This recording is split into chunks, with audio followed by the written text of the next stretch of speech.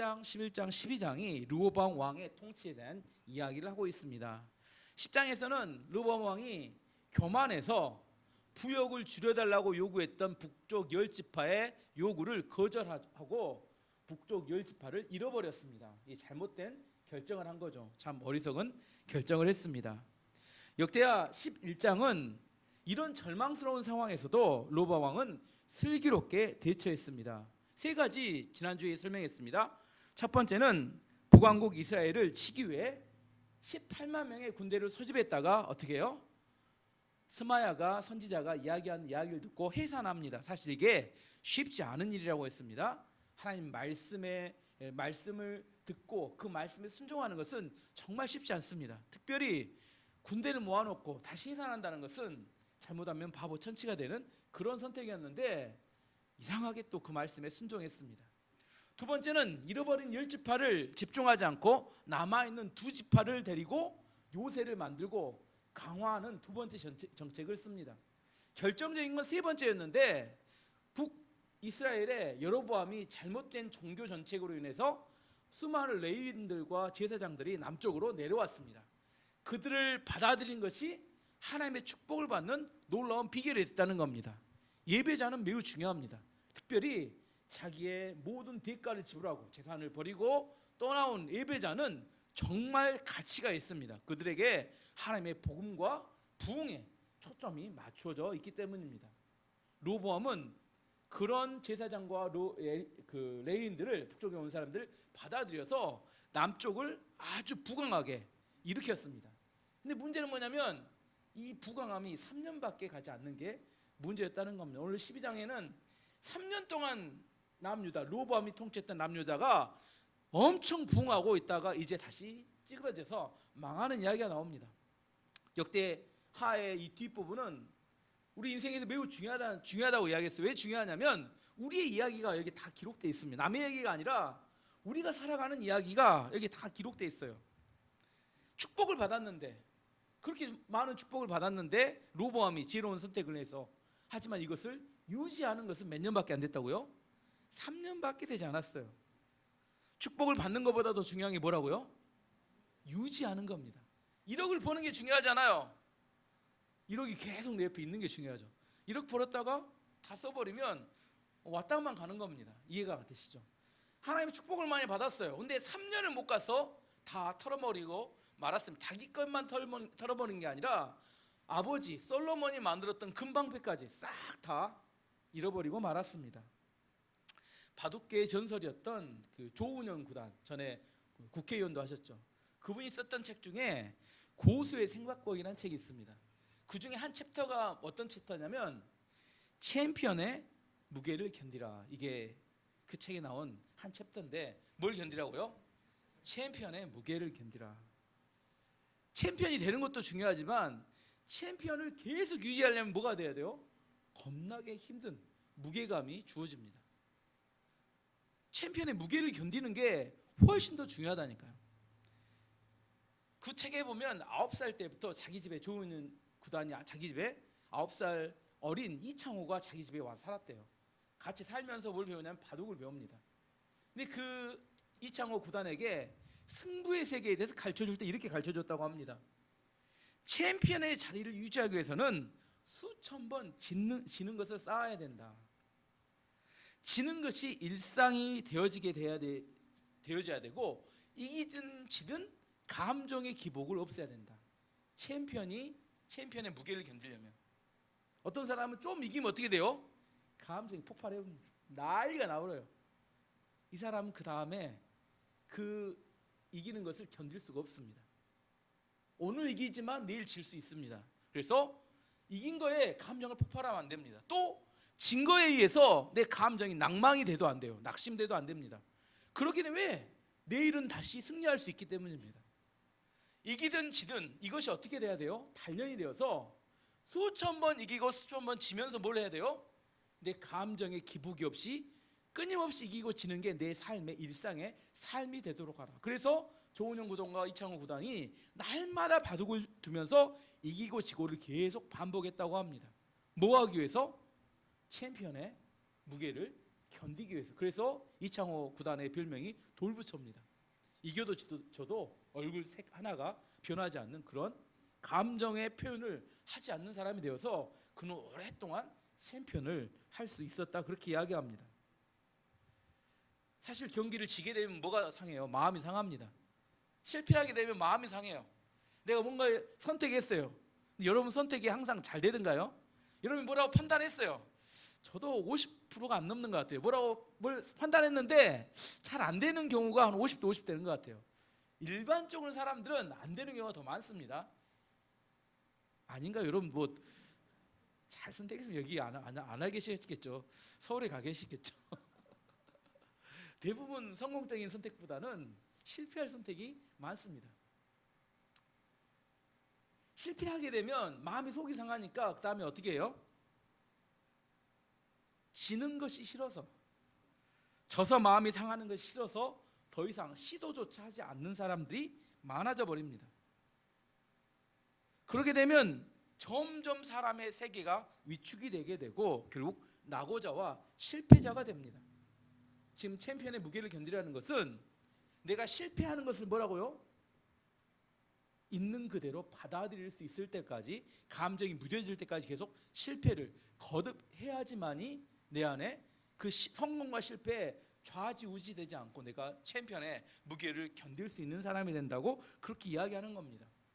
여러분 실패하는 것을 두려워하지 말고 실패를 내 삶의 일상으로 만들어 가야 합니다. 어떤 사람은 지는 걸 도저히 견디지 못하는데, 왜 도저히 견디지 못해요? 두려워서 그러는 겁니다. 실패하면 마음이 상할까 봐, 마음이 너무 약해서 그런 겁니다. 실패하면 좀 어때요? 누가 뭐라고 합니까? 제가 항상 생각합니다. 오늘 설교를 성공적으로 해야 될 텐데 어느 순간부터 망해도 그대로고 안 망해도 그대로고 잘해도 그걸 받아들일 때부터 내 마음이 편안해집니다. 그리고 내가 일상적으로 설교를 계속 할 수 있어요. 절대 망하지 않겠다. 이 사람은 인생이 망합니다. 왜? 열매 없습니다. 왜냐하면 그 실패 때문에 계속해서 그 사람은 시도하지 않고 뭔만 해요? 자기가 잘하고 익숙한 것만 합니다. 그래서 그 사람은 뭔 착각이에요? 진짜 자기가 잘한 자 합니다. 근데 인생을 보면 열매가 없어요. 왜 잘했다고 생각해요? 잘한 것만 계속 반복하니까.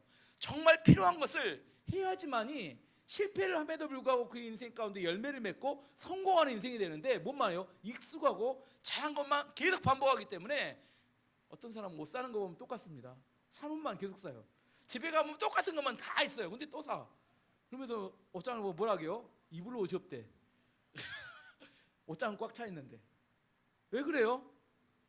익숙한 것만 계속 반복해서 하기 때문입니다. 뭐 할 줄 알아야 돼요? 실패하는 것을 두려워하지 말아야 합니다. 실패를 내 일상으로 만들어야지만이 내 안에 챔피언의 무게를 견딜 수 있게 됩니다. 여러분, 로보암 왕이 3년 동안 나라가 강성해지니까 뭔 착각이 와요? 내가 정치를 잘한갑다, 내가 나라를 잘 다스린갑다, 이 착각이 왔습니다. 누구 때문에 복받았다고요? 이야기 처음에 예배자들 때문에, 참된 예배자들 때문에 남유다가 복받았습니다. 그런데 로보암은 본인이 똑똑해서 복받았다고 착각을 하게 되었습니다. 그 착각이 뭐가 되냐면 챔피언의 무게를 견디지 못하는 이유가 됩니다. 1절의 말씀 보면, 1절에 보면 로보암은 강한 왕이 되고 나라도 견고하게 세웠습니다. 그러자 온 이스라엘 백성은 여호와의 가르침을 저버리기 시작했습니다. 3년이 지나자 하나님 말씀이 귀찮아지기 시작했다는 겁니다. 축복을 받을 때까지, 축복 전까지는 뭐예요? 하나님 말씀이 너무 달콤했어. 근데 이제 어느 정도 먹고 살만해. 집도 생기고 차도 생기고 이제 먹고 살만한 돈이 생겼어요. 그 다음부터는 뭐 하고 싶어요? 여행 가고 싶고 놀러 가고 싶어요.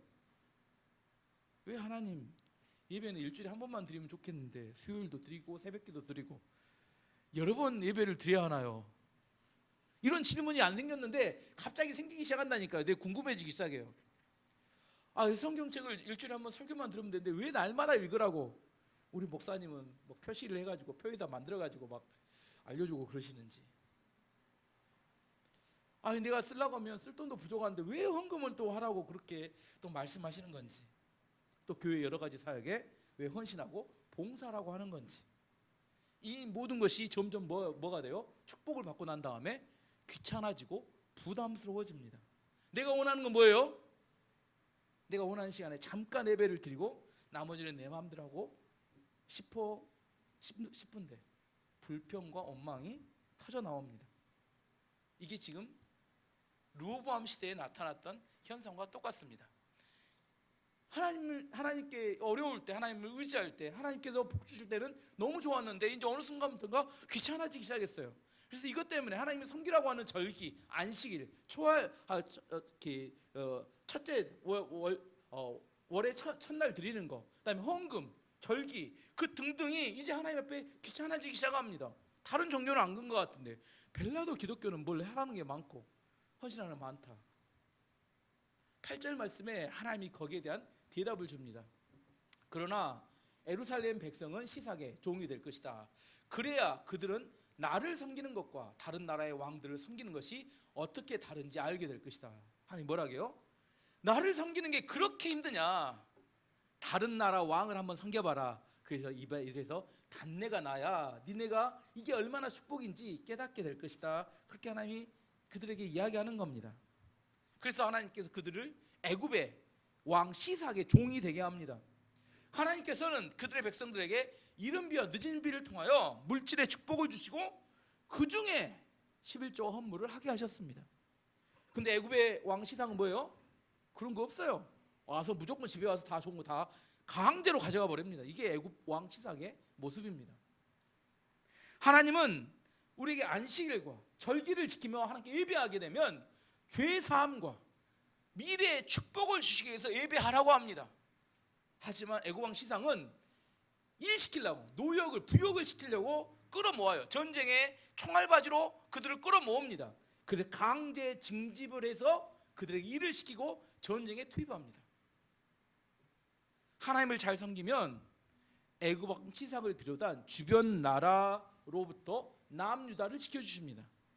하지만 하나님을 버리면 주변 나라들의 남유다를 던져버립니다. 그럼 주변 나라들이 그들의 왕이 되어서 그들을 종처럼 부리게 돼요. 과연 어떤 삶이 지혜로운 삶일까요? 하나님을 섬기는 것이 최고의 지혜라고 성경은 말합니다. 오늘 2절 말씀 보면 이렇게 이야기합니다. 르호보암이 왕으로 있은 지 5년째 되던 해에 이집트의 왕 시삭이 예루살렘에 쳐들어왔습니다. 그 일이 일어난 까닭은 르호보암과 백성이 여호와를 따르지 않았기 때문입니다. 성경이 이야기합니다. 애굽 왕 시삭이 자기 혼자 생각해서 내가 이스라엘 남유다를 쳐야겠다 이렇게 생각한 게 아니라 왜 그랬다고요? 이스라엘 백성들이 타락하니까 하나님께서 애굽 왕 시삭을 강하게 만드시고 남유다를 징계하게 하셨다고 하나님이 이야기하고 있습니다. 하나님 우리에게 많은 복을 보여주셨습니다. 그럼 어떻게 해야 돼요? 더 하나님께 예배해야 되고 더 하나님께 헌신해야 합니다. 그럼 더 하나님이 부어주십니다.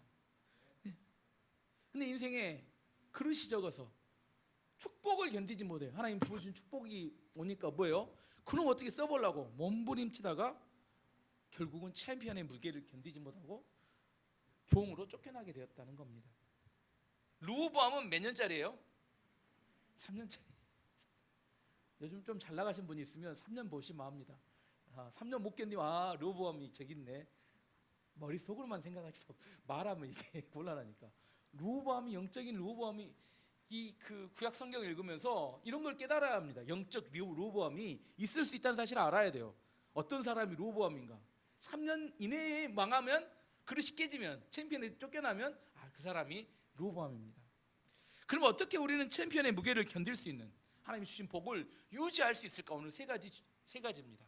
그 챔피언의 무게를 견딜 수 있는 세 가지 비결은 첫 번째는 하나님의 말씀을 붙들어야 합니다.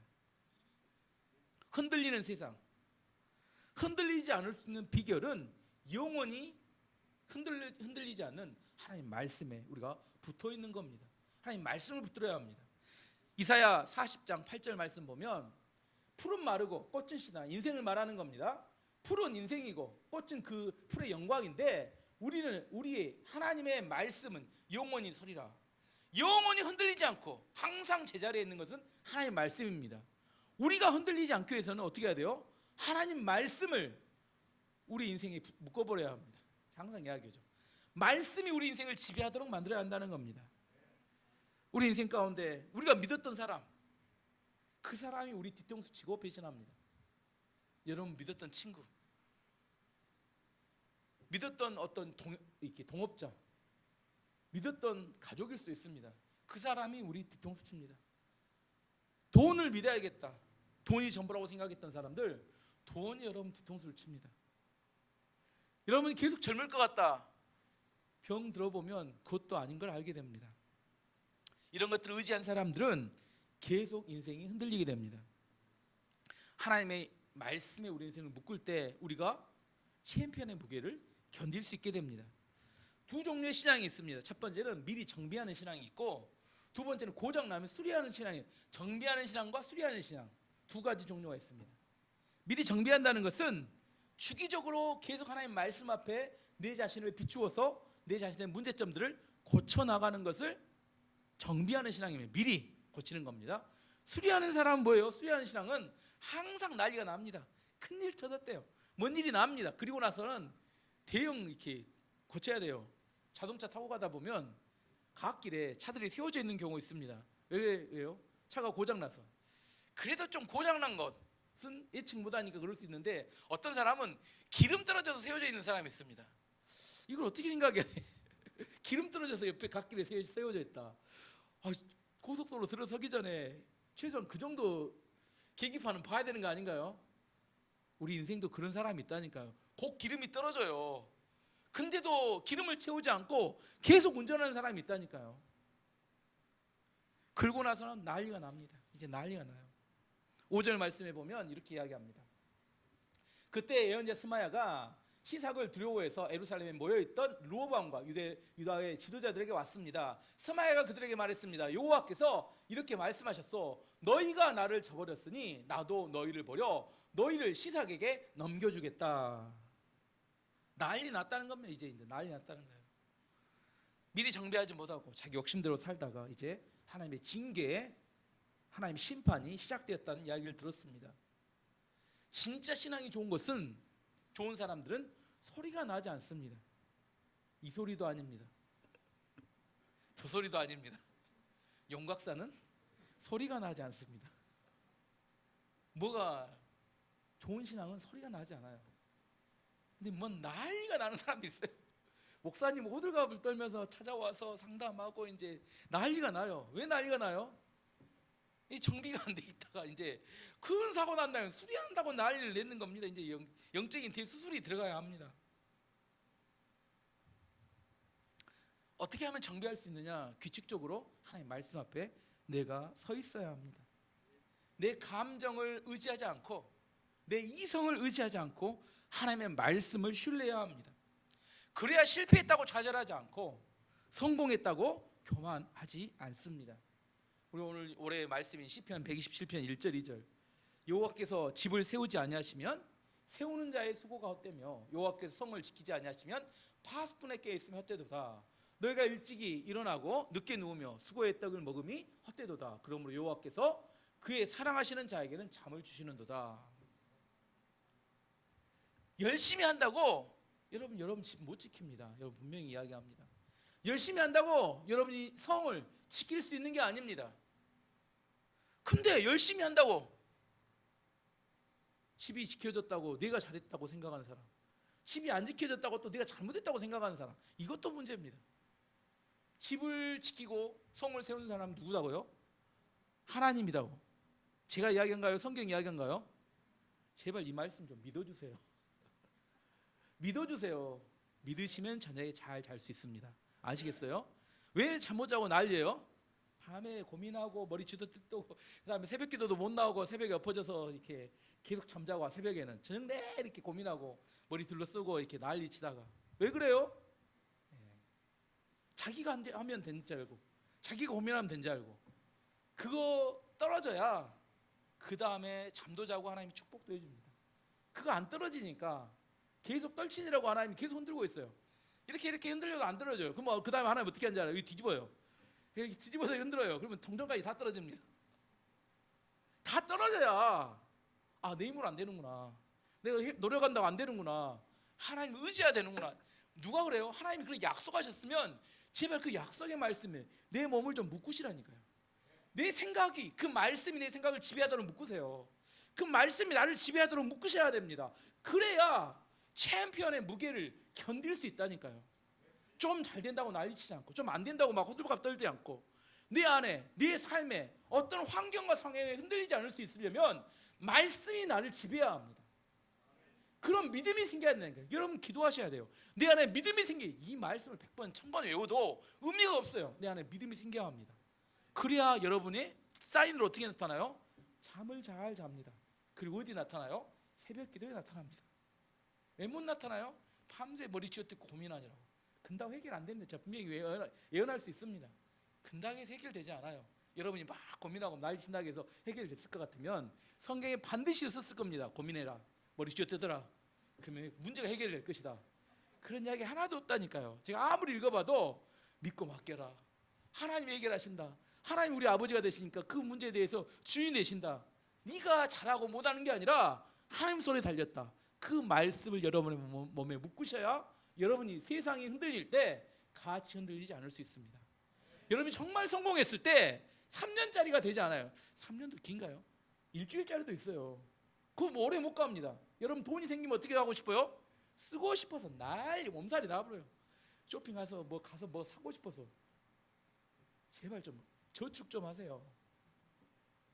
좀 이렇게 모아놓고, 제가 성교 간 다음 좀 성교원금도 하시고, 좀 뭐 이렇게 좀 그 쓰라할 때 좀 쓰세요.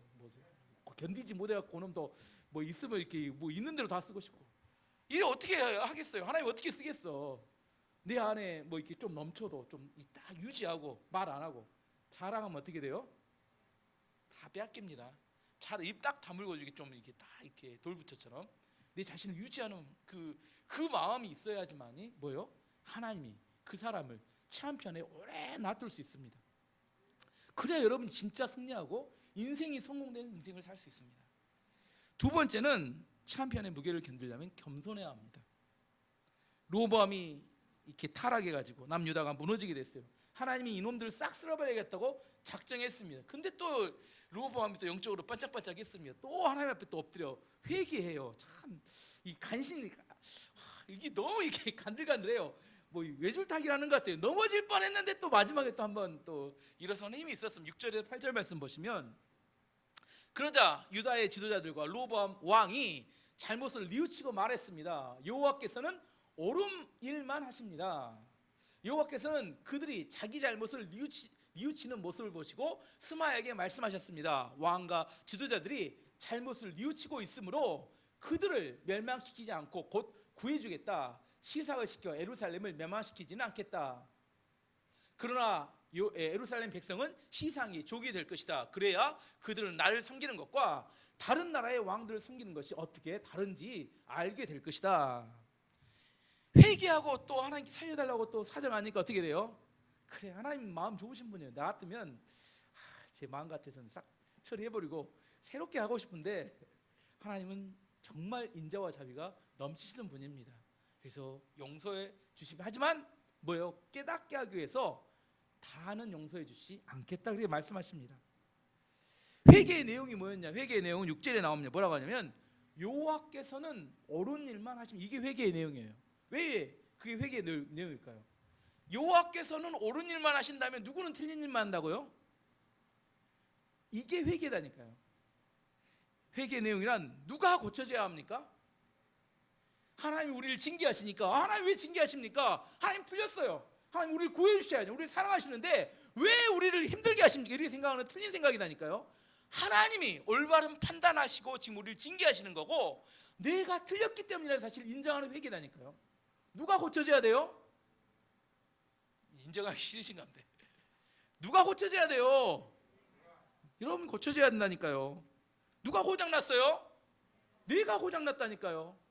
이게 하기 싫은가 보네. 사람들은 후회만 하기를 원합니다. 감정적으로. 그때 그거 안 했어야 되는데. 회개는 이 후회가 아닙니다. 회개는 유턴을 말하는 거예요. 세상을 향해 가다가 유턴해서 하나님을 향해 오는 게 회개입니다. 생각만 하고 있는 회개 아니라, 생각만 하고 있는 것은 후회입니다. 내가 잘못된 걸 깨달았어요. 그러면 그 자리에서 턴을 해서 하나님 향해서 나아가야 합니다. 그거 회개입니다. 회개하면 회복될 수 있습니다. 역대하의 가장 중요한 말씀, 역대하 7장 14절이라고 했습니다. 역대 7장 14절. 내 이름으로 일컫는 내 백성이 그들의 악한 길을 떠나 스스로 낮추고 기도하여 내 얼굴을 찾으면 내가 하늘에서 듣고 그들의 죄를 사하고 그들의 땅을 고칠지라. 이게 약속의 말씀입니다. 이게 정말 중요한 말씀입니다. 뭘 알아야 돼요? 회개하는 것을 알아야 합니다. 이 회개는 배워야 돼요. 교회 다닌다고 해서 다 회개할 줄 아는 거 아닙니다. 마음에 후회만 하고 진짜 회개를 하며 살지 못하는 사람이 너무 많아요. 하나님은 우리가 회개할 때 우리의 땅을 고치시고 우리의 모든 죄를 사하시는 이 약속입니다. 이 약속의 말씀을 붙들어야 합니다. 누구 원망하지 마세요. 내가 이렇게 했는 게 누구 때문에 이렇게 이야기하지 마세요. 상황에 대한 핑계를 대지 마세요. 내가 회개하지 않기 때문에 하나님이 고치지 않으시는 겁니다. 탈탈탈 털고 계세요. 고쳐질 때까지. 그러면 어떤 사람이 회개하느냐? 겸손한 사람이 회개합니다. 어떤 사람이 순하게 생겼어요.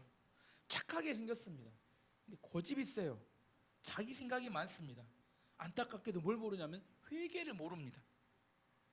회개는 내 생각을 버리고 하나님의 생각으로 내 생각을 가득 채우는 걸 말합니다.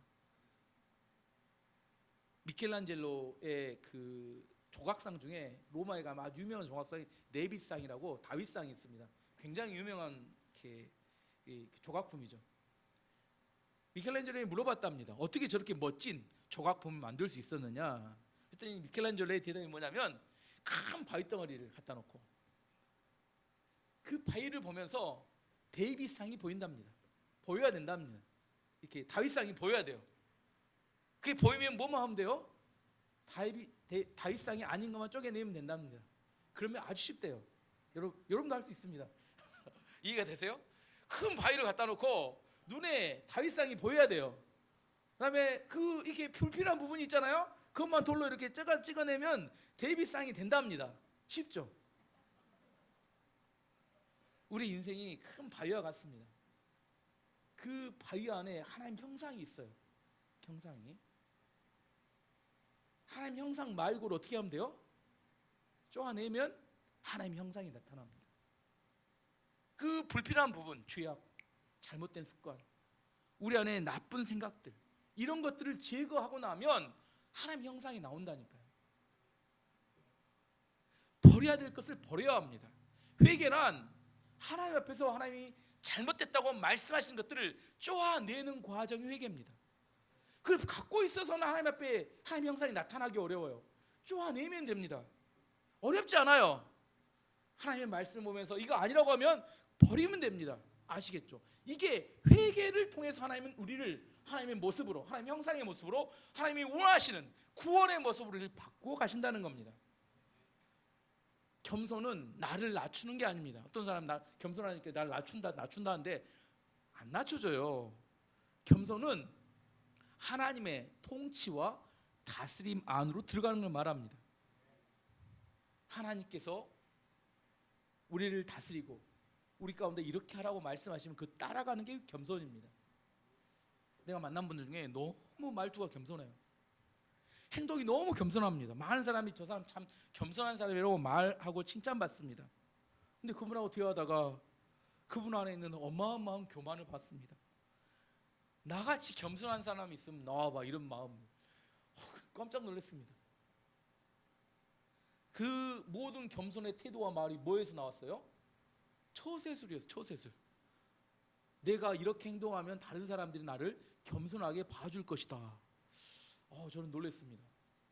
인간은 겸손해 줄 수 없습니다. 인간이 하나님의 크신 거룩함과 하나님을 만날 때만이 인간의 마음에 본질적으로 겸손해질 수 있는 겁니다. 인간 마음 안에 겉으로는 겸손한 척하고 겸손한 행동을 합니다. 말도 부드럽게 해요. 저같이 투박하게 안 합니다. 빨리도 안 해요. 천천히 행동하고 천천히 말합니다. 하지만 그 마음 안에 어마어마한 교만이 있다니까요. 이게 무너지기 위해서는 어떻게 해야 돼요? 하나님 아래서 본인이 얼마나 큰 죄인이고 불완전한 존재이고 하나님이 얼마나 완벽한 존재이고 우리를 얼마나 사랑하신지를 깨닫는 사람이 하나님의 통치와 하나님의 다스림 안에 내 자신을 믿고 맡겨드릴 때 겸손한 사람이 될 수 있습니다. 이 겸손이 있을 때 참편의 무게를 견딜 수 있게 되기 때문입니다. 왜냐하면 인간은 잘못할 수 있습니다. 실수하고 넘어질 수 있어요. 그때 그걸 내가 책임지려고 하지 않습니다. 겸손한 사람은 하나님께 회개하고 맡깁니다. 하나님, 제가 넘어졌습니다. 제가 실수했습니다. 넘어질 수 있습니다. 있는 그대로의 모습을 가지고 나가서 하나님 용서해 주시고 회복시켜 주십시오. 르호보암이 그걸 했다는 겁니다. 그래서 하나님께서 다 징계하지 않으시고 하나님께 그들을 용서하고 회복해 주겠다고 약속하셨습니다. 인간은 연약하고 부족하기 때문에 내 안에 죄악이 있습니다. 그걸 제거하면 됩니다. 두 가지를 정리해 보겠습니다. 마지막 세 번째 가기 전에 챔피언의 무게를 견디려면 첫 번째 뭐 해야 돼요? 하나님의 흔들리지 않는 말씀에 내 자신을 묶어야 합니다. 두 번째, 겸손하게 하나님 앞에 내 자신의 연약함을 인정하고 회개할 줄 알아야 돼요. 그러면 챔피언의 무게를 견딜 수 있습니다. 마지막 세 번째는 챔피언의 무게를 견디려면 가정교육이 중요합니다. 이거 어쩔 수 없는 사람도 있는데, 르호보암이 신앙이 좋았다 나빴다 이렇게 왔다 갔다 난리죠. 누구도 근다고요? 르호보암만 가요? 우리도 근가요? 어느 날은 또 천국을 방불케 하는 믿음이 날아가죠. 또 어느 날은 또 세상 사람과 똑같은 탐욕과 욕망 가운데 살아갑니다. 막 들락달락해요. 우리의 모습입니다. 근데 르호보암이 그랬다니까요. 들락달락합니다. 11장에서는 스마야 선지자가 하나님 말씀을 전합니다. 그랬더니 또 그가 말씀을 받아들여요. 내가 왜 말씀을 받아들였다고 이야기했어요? 왜 그랬다고요? 이유는 없어요. 다만 할아버지 다윗의 피가 그 안에 영향을 미쳤을 것 같다고 제가 해석을 했습니다. 12장에서는 또 그가 이렇게 충만하게 또 잘 되다가 이제 또 죄악으로 빠져들었습니다. 왜 그랬을까? 자세한 이유는 안 나오는데 그 이유에 대해 13절에 약간의 힌트를 줍니다. 13절, 14절을 보면 좋은데 13절을 읽어보면 이렇습니다. 13절을 읽어보면 르호보암 왕은 예루살렘에서 강한 왕이 되었습니다. 그는 41세의 왕이 되어 17년 동안 예루살렘에서 왕으로 지냈습니다. 예루살렘은 여호와께서 예배를 받으시려고 이스라엘 모든 지파 가운데서 뽑으신 성입니다. 르호보암의 어머니는 암몬 사람 나아마입니다. 르호보암은 무슨 일을 할 때든지 여호와의 뜻을 여쭈어 보지 않고 악한 일을 했습니다. 여기서 중요한 이야기가 르호보암의 어머니는 암몬 사람 나아마였습니다. 이게 원래 이런 잘 기록 안 하는데 이 역대기 기록하는 기자가 이걸 강조해서 그 다음에 그는 악을 행했고 여호와께 묻지 않았다 이걸 기록한 걸 봐서는 의도를 가지고 기록한 것 같습니다. 왜 암몬 사람이냐? 다윗의 피가 흘렀는데 절반은 누구의 피가 흘렀어요? 암몬의 우상을 섬기는 그 여자의 피가 흘렀기 때문이다. 이걸 이게 보이지 않게 강조하는 것 같아요. 솔로몬 아버지에게는 아내가 몇 명이었다고요?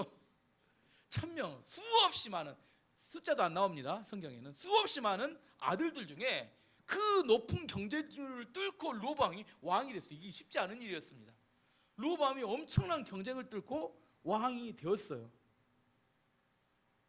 그가 그 아버지와 할아버지를 이어서 이스라엘 남유다를 통치한다는 것은 상당히 쉽지 않은 일입니다. 왜냐하면 그 나라는 세상의 나라가 아니라 하나님의 나라였기 때문입니다.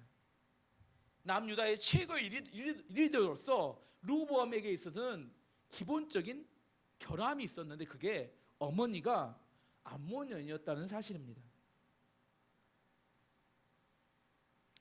일반적으로 유대인들에게 있어서 혼혈 있잖아요. 부모 중에서 한쪽은 유대인이고 한쪽은 이방인인 경우 어떤 경우에 그 사람을 자녀들은 혼혈이잖아요. 어떤 사람은 유대인으로 인정해 주지만 어떤 사람은 유대인으로 인정해 주지 않는다고 합니다. 기준이 뭔지 아세요? 그렇죠. 어머니가 유대인인 경우를 유대인으로 인정해 준다고 합니다. 왜냐하면 그 자녀의 신앙 교육은 어머니에게 달려 있다고 유대인들은 믿기 때문입니다. 지금도 똑같아요. 혼혈인 경우에 어머니가 유대인인 경우에 유대인으로 인정을 해줍니다. 어머니의 신앙 교육이 얼마나 중요한지 이해하시겠죠? 저도 젊었을 때는 가정교육이 뭐가 중요해? 나만 잘 믿으면 되지. 저도 그렇게 생각했습니다. 하지만 나이가 들어가면서 점점 깨닫게 되는 게 태어나면서부터 믿음으로 양육을 받는다는 게 얼마나 중요한지, 그렇지 않은 것과 그런 거에 큰 차이가 있다는 사실을 깨닫게 됩니다. 특별히 개인 혼자 신앙생활 하는 것에는 크게 차이가 없을 수 있지만 하나님 앞에서 크게 쓰임받는 목회자나 사역자가 될 때는 그게 엄청난 큰 영향을 미치게 됩니다. 믿음의 큰 인물이 되기 위해서는 우리끼리 이야기하는 이야기인데 최소한 3대 이상의 믿음의 복음의 영향력 안에 있는 가정에서 인물이 나온다고 합니다. 부모님이 신앙생활을 시작했어요. 중간에. 그럼 그 자녀는 절반 영향을 받습니다. 신앙의 영향도 절반 받지만 믿기 전에 있는 사람, 그래서 2세대는 50%예요. 부모님은 이제 뭐 신앙생활 시작했고 자식은 50%예요. 근데 손자 때부터는 어떻게 돼요? 100% 이렇게 온전한 태어날 때부터 신앙의 믿음의 영향 아래서 태어나기 때문에 최소한 그 가정에서 인물이 나려면 3대 이상의 신앙의 가문이 돼야지만이 인물이 날 수 있다고 이야기를 합니다. 대표적인 예가 디모데 이야기 나옵니다. 디모데후서 요즘 살피고 있는 디모데후서 보면 디모데후서 1장 5절 이렇게 말하죠. 이는 내 속에 거짓 없는 믿음이 있음을 생각함이라. 이 믿음은 내 외조모 로이스와 내 어머니 유니기 속에 있더니 내 속에도 있는 줄을 확신하노라. 이건 무슨 말이냐면 디모데 그대로 놔주세요. 디모데는 혼혈이었습니다. 어머니가 유대인이고 아버지는 헬라인 그리스 사람이었어요.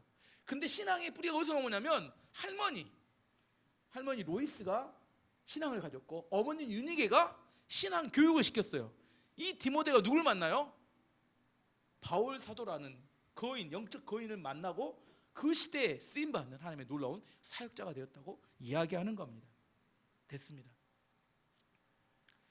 목회자 중에서 어떤 목회자는 설교도 별로고 능력도 별로인 것 같은데 교회가 부흥되고 잘 되는 경우가 있습니다. 어떤 목회자는 똑똑해요. 설교도 잘해. 근데 사역이 잘 안 돼요. 첫 번째 케이스는 양쪽 가정에서 새벽마다 기도하는 시어머니와 장모님이 있었습니다. 온 가족이 목회를 위해서 기도해주는 기도가 있었어요.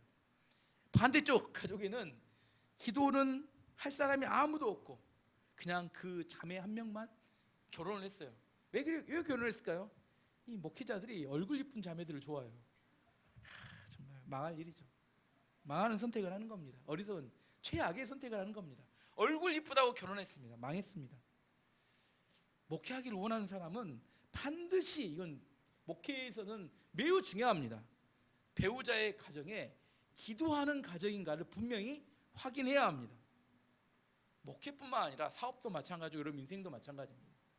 기도하는 부모님과 어머니 아버지가 있다는 것은 세상에서 승리하는 엄청난 큰 위력과 힘이 됩니다. 기도의 후원을 받으면 쉽게 돼요. 근데 아무리 노력해도 힘들고 어려울 때 왜 그래요?